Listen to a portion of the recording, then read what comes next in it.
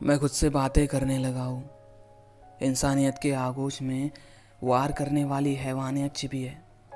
किसी की आंखों में आंसू है तो किसी के दिल में हलचल है। किसी से बात करने जाओ तो हमें फ्री समझते हैं और किसी से ना करो तो बुरा मान जाते हैं। इसलिए इसलिए अब मैं ना किसी की वकालत करता हूँ, ना ही बुराई। बस मैं खुद से बातें करने लगा हूँ।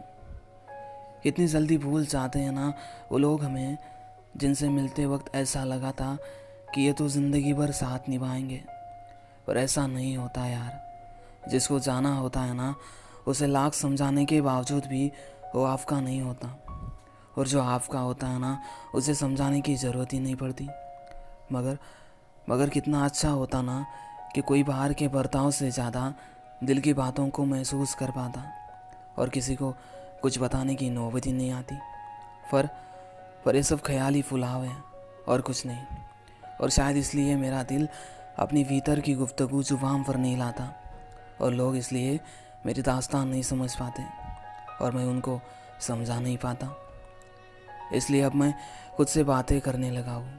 इसलिए अब मैं खुद से बातें करने लगा हूँ। अंदर से अब इतनी मैच्योरिटी आ गई है ना कि ना ही किसी को कुछ समझाने का मन करता है और ना ही किसी को कुछ बताने का। क्योंकि क्योंकि वो क्या है ना कि लोग आपकी दर्द भरी खलीज को सुन तो सकते हैं पर महसूस नहीं कर सकते। और दुनिया बड़ी घिनौनी होती है।